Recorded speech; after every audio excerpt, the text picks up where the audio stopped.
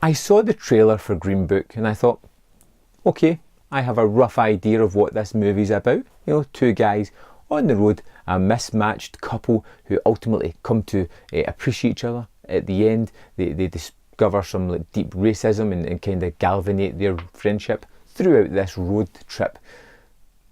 And to a certain extent, that is exactly what you get with Green Book. But there is so much more going on. Directed by Peter Farrelly, one of the guys that brought us Dumb and Dumber, and There's Something About Mary. He adds a lot of humour to this movie, which is pretty much these two guys on a road trip for most of the movie. You have Tony Lip, who is this sort of not the smartest Italian man who is just trying to make ends meet for his family, doesn't want to get messed up with anything too dodgy, but you know, wants to provide for his family. You have this pianist, this virtuoso, and Dr. Shirley, who is going to do a tour of the Deep South, playing to more cultivated people, apparently. And he needs somebody who can drive him, but can also take care of him for any situations that probably will arise.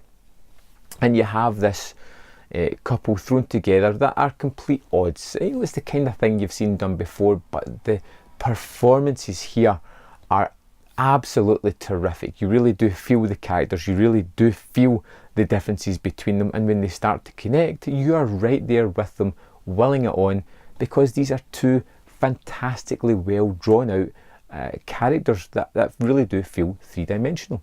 You know, you have the pairings of this slob-like Italian guy who just says everything that is on the front of his brain. It just spills out like word vomit. You have Dr. Shirley, who is a more refined character who wants to teach Tony to curb this initial enthusiasm to get into the conversation.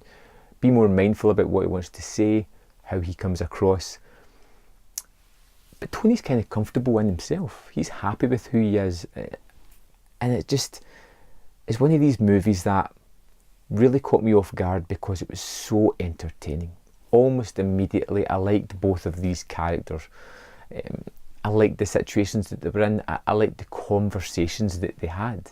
Tony Lip is a larger-than-life character who's constantly eating, which constantly had me laughing every time he does it. There's a moment that just epitomises the character when he's sitting in a motel room and he has a pizza that he just folds in half and starts eating. You know, it's just, he's a man that loves his food, and that's what kind of drives him forward.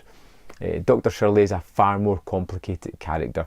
You know, he's somebody who's undertaking this journey to try and show these people that you know, a man of colour can be cultivated and shouldn't be subjugated, and he's down there trying to open their eyes to this when it's a time of bigotry where people don't want to have their eyes opened to that. You know, that they're happy to allow him to come in and play his music, and that is all.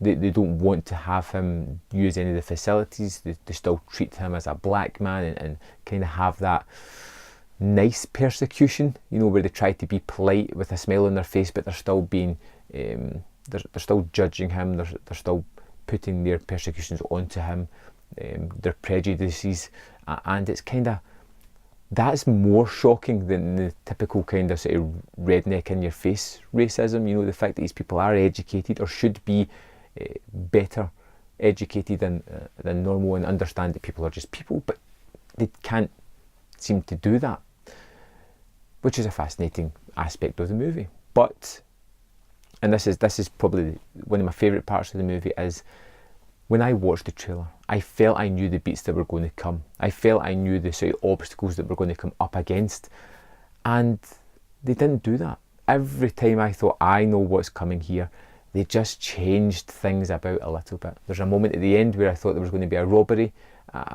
and they divert a little bit. There's a moment later on where I thought, well, this person's going to turn up for dinner. The door goes, it's not them. It's the moments you would expect in these type of movies without spoiling things. There's not really spoilers here to be had, but every time I felt a certain scene was going to play out a certain way, it didn't. It still stayed true to that kind of idea, but subverted it in a terrific way. This movie gets by 100% on the relationship between the two characters, both of whom I deeply loved after seeing this. And it's the kind of movie that if it won the Oscars, I'd have absolutely no complaints whatsoever, because it was a terrifically entertaining movie. It's the kind of movie that I will go back to again, that I will highly recommend to you lovely people and to anybody else that will listen to me, because I think it is truly fantastic, really fun, a real surprise. There we have it, Green Book. I'd love to know your thoughts on the movie. Let me know in the comment box below what you thought of it, and I'll see you next time on Man vs Film.